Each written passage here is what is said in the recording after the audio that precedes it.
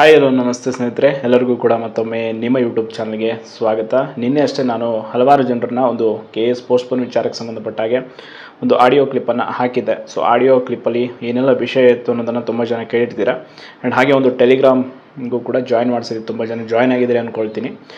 ಒಂದು ಸ್ಪಷ್ಟವಾದ ವಿಚಾರ ಏನು, ಇವತ್ತು ಹೇಳಿದ್ವಿ ನಾವು ರಾಜಾಜಿನಗರದ ಮೆಟ್ರೋ ನಿಲ್ದಾಣದ ಹತ್ರ ಎಲ್ಲ ಆಸ್ಪಿರೆಂಟ್ಸ್ಗಳು ಬರಬೇಕು ಅಂತ. ಸೊ ಅಲ್ಲಿ ಅದಾದ ನಂತರ ಒಂದಿಷ್ಟು ಮುಖ್ಯವಾದಂಥ ಒಂದು ರಾಜಕೀಯ ನಾಯಕರ ಭೇಟಿ ಕೂಡ ಆಯಿತು. ಬಟ್ ಒಂದಂತೂ ಸ್ಪಷ್ಟವಾದಂಥ ವಿಚಾರ, ಈಗ ರಾಜಕೀಯ ನಾಯಕರಿಂದ ಯಾವುದೇ ಒಂದು ಕೆಲಸ ಆಗುವಂಥ ಸಾಧ್ಯತೆಗಳು ಇಲ್ಲ.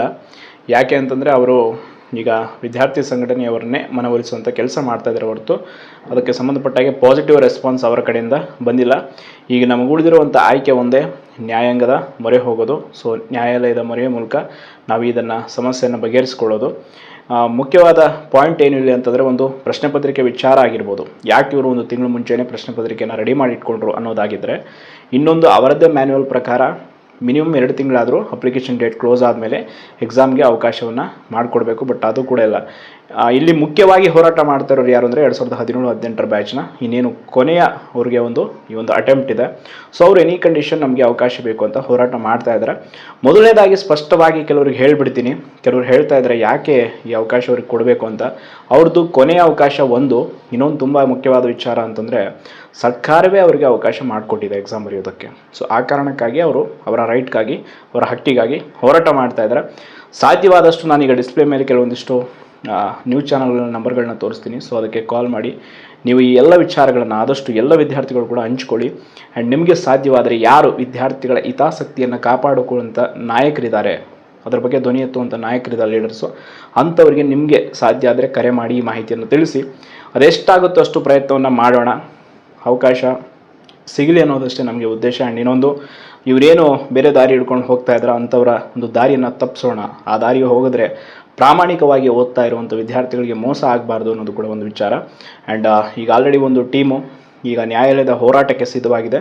ಸೊ ಆ ಒಂದು ತಂಡಕ್ಕೆ ಈಗ ಫಿನಾನ್ಷಿಯಲ್ ಒಂದು ಹೆಲ್ಪ್ ಬೇಕಾಗಿದೆ. ಸೊ ಅವರಿನ್ನೂ ಅದನ್ನು ಕ್ಲಿಯರಾಗಿ ಹೇಳಿಲ್ಲ. ಬಟ್ ಹಾಗೇನಾದರೂ ಬೇಕಾದರೆ ಪ್ರತಿಯೊಬ್ಬರು ಕೂಡ ನಾವು ಅದಕ್ಕೆ ಸಪೋರ್ಟ್ ಆಗಿ ನಿಂತ್ಕೊಳ್ಳೋಣ, ಇನ್ಕ್ಲೂಡಿಂಗ್ ನಾನು ಕೂಡ.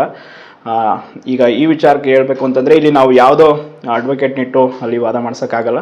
ತುಂಬ ಸ್ಟ್ಯಾಂಡರ್ಡ್ ಆಗಿರೋಂಥ ವಕೀಲರು ಬೇಕಾಗುತ್ತೆ. ಸೊ ಅವರಿಗೆ ಯಾರೂ ಕೂಡ ಇಲ್ಲಿ ಉಚಿತವಾಗಿ ಸೇವೆಯನ್ನು ನೀಡಲ್ಲ, ಅದು ಗೊತ್ತಿರ್ಬೋದು ನಿಮಗೆ.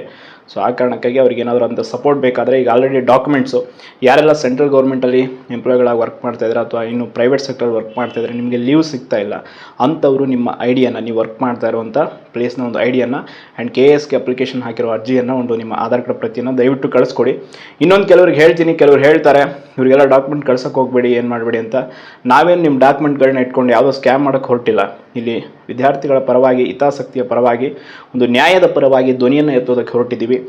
ಆದಷ್ಟು ನೀವು ಎಷ್ಟು ಜನಕ್ಕೆ ಸಾಧ್ಯವಾಗುತ್ತೋ ಅಷ್ಟು ಜನಕ್ಕೆ ಒಂದಿಷ್ಟು ಮಾಹಿತಿಯನ್ನು ತಲುಪಿಸಿ. ಆ್ಯಂಡ್ ನಿಮಗೆ ಪರಿಚಯ ಇರ್ತಾರೆ ಹಲವಾರು ಜನ ಮೀಡಿಯಾಗಳಲ್ಲಿ, ಇನ್ನು ಕೆಲವರಲ್ಲಿ ಅವ್ರಿಗೂ ಕೂಡ ಈ ಮಾಹಿತಿಯನ್ನು ಮುಟ್ಟಿಸಿ. ಎಷ್ಟು ನಾವು ಈ ವಿಚಾರವನ್ನು ಮೀಡಿಯಾದಲ್ಲಿ ಆ್ಯಂಡ್ ಪೇಪರ್ಗಳಲ್ಲಿ ಬರೋ ಥರ ಮಾಡ್ತೀವಿ, ಎಷ್ಟು ಈ ವಿಚಾರದ ಬಗ್ಗೆ ಜಾಗೃತಿ ಆಗುತ್ತೆ, ಅಷ್ಟು ಬೇಗ KPSCಗೆ ಎಚ್ಚೆತ್ತುಕೊಳ್ಳೋದಕ್ಕೆ ಒಂದು ಅವಕಾಶ ಕೊಟ್ಟಂಗೆ ಆಗುತ್ತೆ. ಸೊ ಸರ್ಕಾರದಿಂದಲೂ ಕೂಡ ನಾವು ಏನೇನು ಪ್ರಯತ್ನ ಮಾಡಬೇಕು ಈಗ ನಮ್ಮ ತಂಡದ ಗುರುಗಳು ಮಾಡ್ತಾ ಇದ್ದಾರೆ. ಸೊ ಅವರ ಟೆಲಿಗ್ರಾಮ್ನ ಕೂಡ ಮತ್ತೊಮ್ಮೆ ನಾನು ಡಿಸ್ಕ್ರಿಪ್ಷನ್ ಬಾಕ್ಸಲ್ಲಿ ಲಿಂಕ್ ಹಾಕಿರ್ತೀನಿ. ದಯವಿಟ್ಟು ಆದಷ್ಟು ಜಾಸ್ತಿ ಜನನೇ ಜಾಯ್ನ್ ಆಗಿ ಅಲ್ಲಿ ನೀವು ಡಿಸ್ಕಸ್ ಮಾಡಿ, ಅವ್ರ ಜೊತೆ ಮಾತಾಡಿ ಅಂತ ಹೇಳ್ತಾ, ಈ ಹೋರಾಟದಲ್ಲಿ ನಮಗೆ ಎಷ್ಟೇ ಏನಾದರೂ ಬೈರಿ ಪರವಾಗಿಲ್ಲ, ನಮಗೆ ನಾವು ಬಯಸ್ಕೊಳ್ಳೋಕೆ ರೆಡಿ ಇದ್ದೀವಿ. Because I am already ready ಈ ವಿಚಾರದಲ್ಲಿ. ಇವತ್ತಿನ ಅಪ್ಡೇಟ್ ಇಷ್ಟಿದೆ. ದಯವಿಟ್ಟು ನೆಕ್ಸ್ಟ್ ನಾನು ಇನ್ನೊಂದು ವೀಡಿಯೋದಲ್ಲಿ ಅಪ್ಡೇಟ್ ತಿಳಿಸ್ತೀನಿ. ಯಾರು ನಿಮ್ಮ ಚಾನಲ್ಗೆ ಸಬ್ಸ್ಕ್ರೈಬ್ ಮಾಡಿಲ್ಲ, ಸಬ್ಸ್ಕ್ರೈಬ್ ಮಾಡಿ. ಧನ್ಯವಾದಗಳು.